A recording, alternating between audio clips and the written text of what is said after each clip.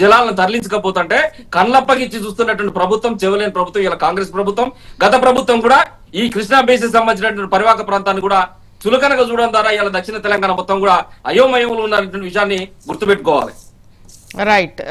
మల్లయ్య యాదవ్ గారు ఎస్, ప్రేమేందర్ రెడ్డి గారు phone line లో ఉన్నట్టున్నారు. ప్రేమేందర్ రెడ్డి గారు నమస్తే. ప్రేమేందర్ రెడ్డి గారు, ఏంటి రేపు అసెంబ్లీలో కేసీఆర్ గారు అసెంబ్లీకి వెళ్తున్నారు, మొత్తం మీద ఇటు సవాళ్లు ప్రతి సవాళ్ల నేపథ్యంలో సీఎం సవాల్ని స్వీకరించి కేసీఆర్ గారు అసెంబ్లీకి వెళ్తున్నారు, ఎలా ఉండబోతోంది? ఒక మంచి పరిణామంగా భావించాలి కదా. ఈ డిబేట్ లో పాల్గొంటున్న మిత్రులకు, మీకు మరి ప్రేక్షకులకు అందరికీ నమస్తే. ఇప్పుడు ఒక శాసనసభ్యుడు ప్రతిపక్ష నాయకుడు అసెంబ్లీకి పోవడం అది పెద్ద గొప్పతనం ఏమిటి? ప్రజలు ఇప్పటిదాకా వెళ్ళలేదు కదా, అందుకని గొప్పతనం అయింది ప్రేమేందర్ రెడ్డి గారు అనేది. అది ఆయన యొక్క డ్రాబ్యాక్. వెళ్ళవలసి ఉండే వెళ్ళకపోవడం అనేది ఆయన డ్రాబ్యాక్. పోయినంత మాత్రాన పెద్ద ఒరిగేది ఏమి లేదు. అది కాంగ్రెస్ వాళ్ళకి ఏమన్నా కొద్దిగా అట్లా అనిపించచ్చు, కానీ మాకైతే అందులో పెద్ద అందులో గొప్పతనం ఏం లేదు.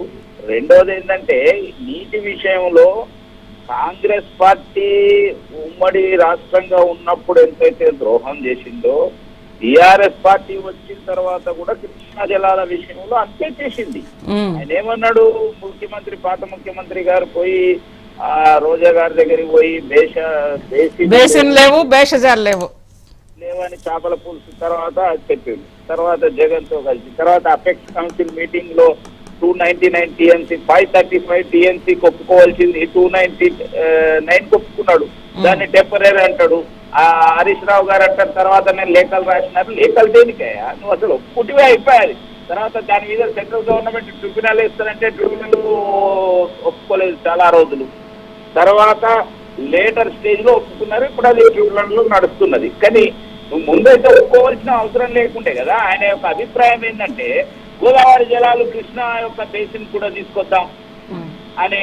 కాబట్టి పెద్ద కృష్ణా జలాల విషయంలో అంత అవసరం లేదనే ఒక రీతిన ప్రవర్తించడం వల్లనే ఇదంతా జరిగింది. ఇదంతా నష్టం జరిగింది ఈరోజు. కాబట్టి దానికి ఇవాళ తెలంగాణ ప్రజానికానికి, ముఖ్యంగా దక్షిణ తెలంగాణ ప్రజలకు కేసీఆర్ క్షమాపణ చెప్పవలసిన అవసరం ఉన్నది. మహబూబ్ నగర్ కు ఒకనాడు ఆయన ఇది దాన్ని దత్తత తీసుకున్నాడు. కానీ ఏం జరిగింది? కాంగ్రెస్ పార్టీ ఏం పొరపాటు చేసిందో ఇవాళ టీఆర్ఎస్ కూడా చేసింది. కేవలం రాజకీయంగా వాళ్ళిద్దరే మేమే ఉన్నామని చెప్పడం కోసం ఇదొకటి సృష్టిస్తున్నారు తప్పితే నిజంగా తెలంగాణ ప్రజలు ఇవాళ రియలైజ్ అయిపోయారు.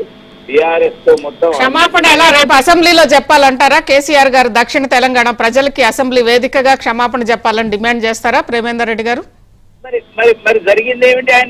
నేనేమంటున్నా, ఆయన ఎందుకు ఒప్పుకున్నాడు 299 టీఎంసీకి? ఒకసారి ఎందుకు ఒప్పుకున్నాడు? తర్వాత ఏది ఎక్కడైనా ఒక ప్రాజెక్ట్ అన్నా పూర్తి చేసిందా? పాలమూరు రంగారెడ్డి పూర్తి చేసిందా? పూర్తి చేయకుండానే అన్ని.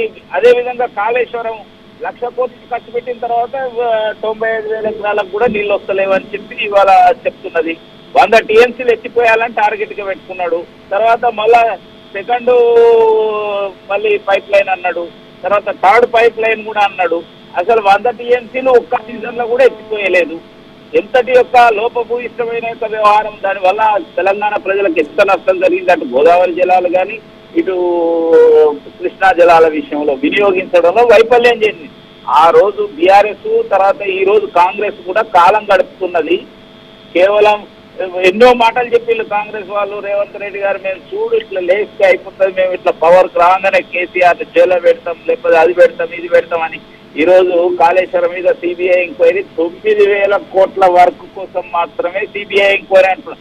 మొత్తం 1,00,000 కోట్లు ఖర్చు పెట్టిన దాని మీద టోటల్ వ్యవహారం పైన విచారణకు ఆదేశిస్తే వాస్తవ విషయాలు తెలుస్తాయి.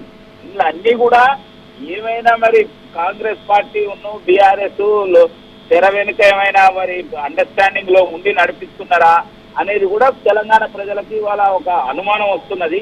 ఇవాళ వాళ్ళతోని ఒరిగింది ఏమీ లేదు. దీని విషయంలో తప్పక భారతీయ జనతా పార్టీ ఇద్దరి యొక్క తప్పిదాలను ఇవాళ ఎత్తి చూపుతుంది అసెంబ్లీలో.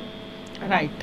ఎస్, మల్లయ్య యాదవ్ గారు దక్షిణ తెలంగాణ ప్రజలకి కేసీఆర్ ముందు క్షమాపణ చెప్పాలి దీని గురించి మాట్లాడే ముందననేది బీజేపీ నాయకులు ప్రేమేందర్ రెడ్డి గారు డిమాండ్ చేస్తున్నారు. ఏంటి రేపు అసెంబ్లీ వేదికగా ఇలాంటి అవకాశం ఏమన్నా ఉందా? ఎందుకంటే గత 5 ఏళ్లలో ముఖ్యంగా డిపిఆర్ అక్కడ రాయలసీమ ఎత్తిపోతల పథకానికి సంబంధించిన డిపిఆర్ ఏప్రిల్లోనే బీఆర్ఎస్ అధికారంలో ఉండగానే పంపారు 23లో.